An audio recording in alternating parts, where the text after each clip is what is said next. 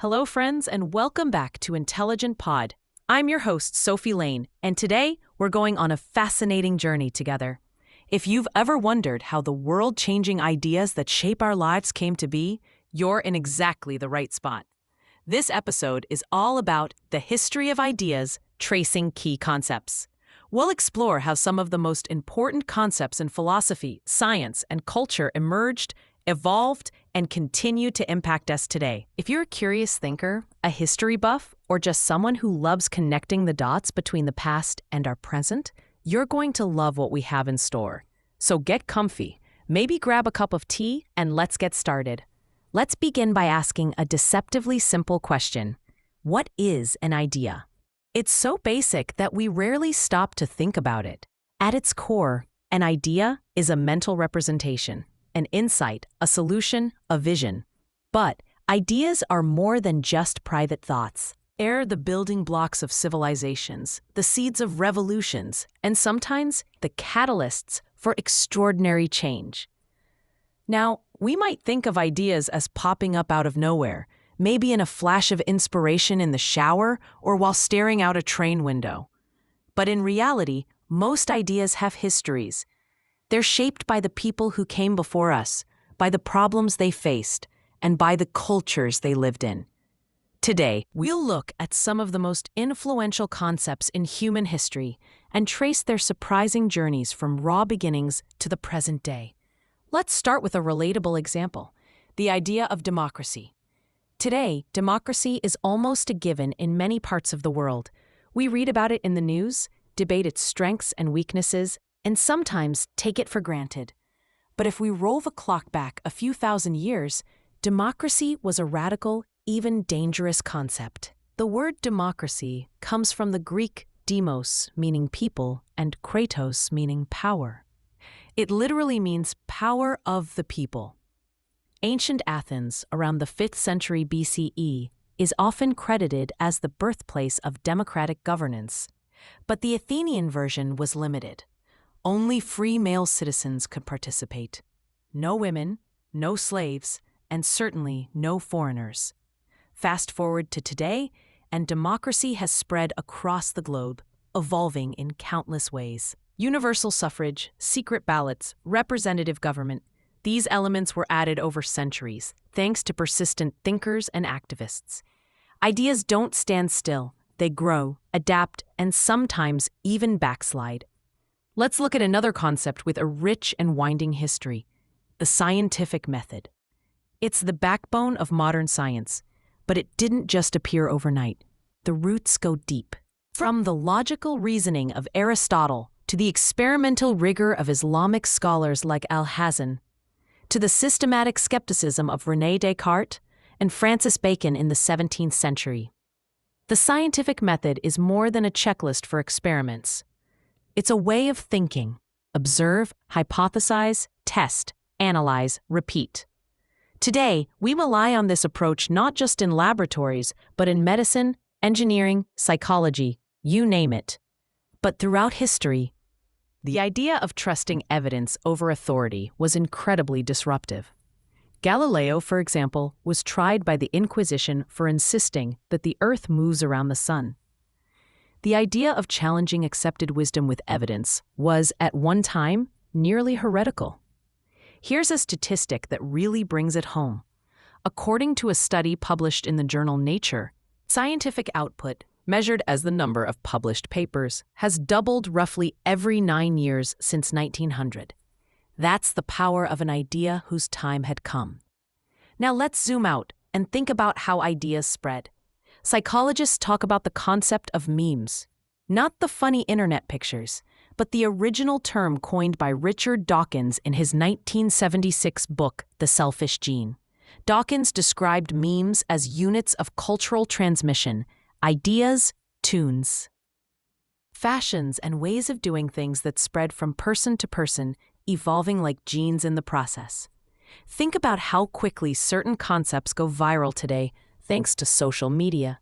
But even in the past, ideas traveled along trade routes, in the margins of books, and through whispered stories.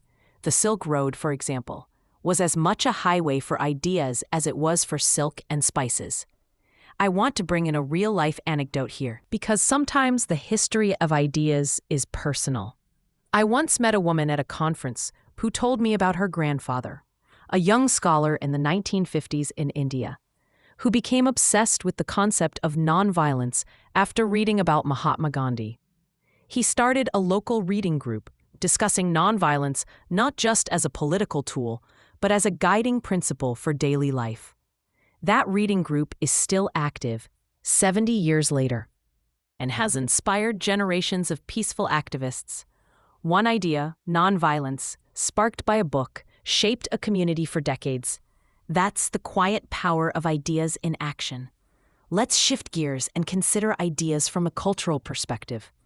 Not every culture values the same concepts. Take individualism versus collectivism. In many Western societies, the idea of the individual, personal freedom, self-expression has been celebrated for centuries. In contrast, many Asian societies have emphasized collective harmony, community, and duty. These aren't just abstract concepts. They shape how people relate to one another, how they solve problems, and even how they define happiness. There's an academic study I want to mention here. Psychologist Hazel Marcus and her colleagues conducted research comparing self-descriptions between American and Japanese students. They found that American students used more personal traits.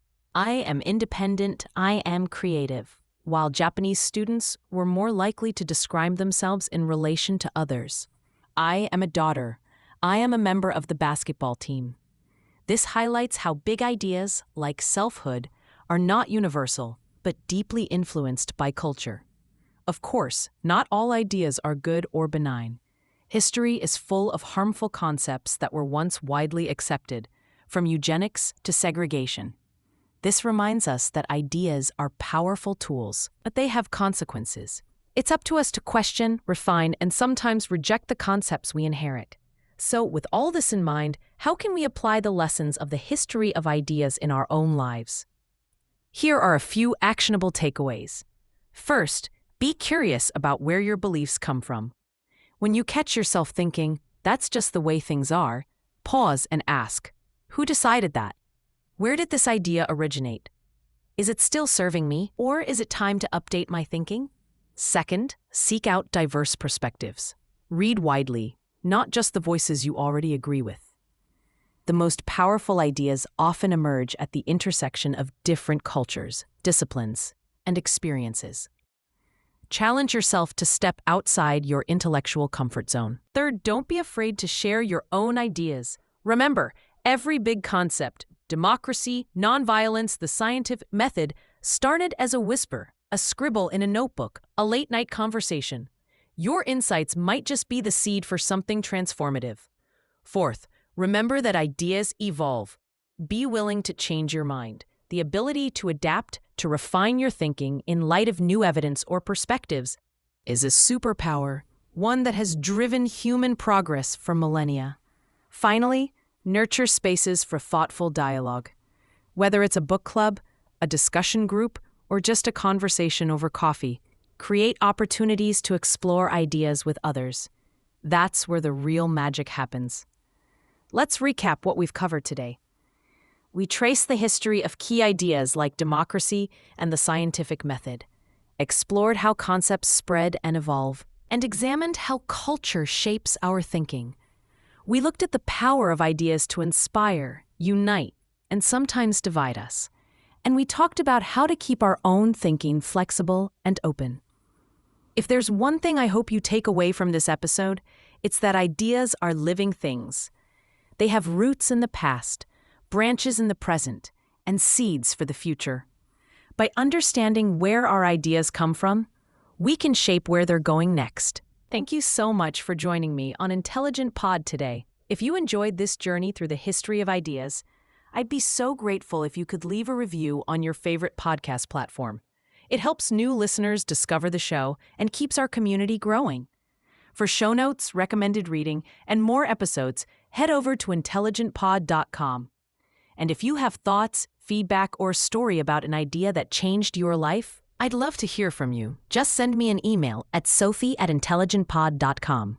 Until next time, stay curious, keep thinking, And remember, the world is shaped by ideas, yours included. I'm Sophie Lane, and this has been Intelligent Pod. Take care, everyone.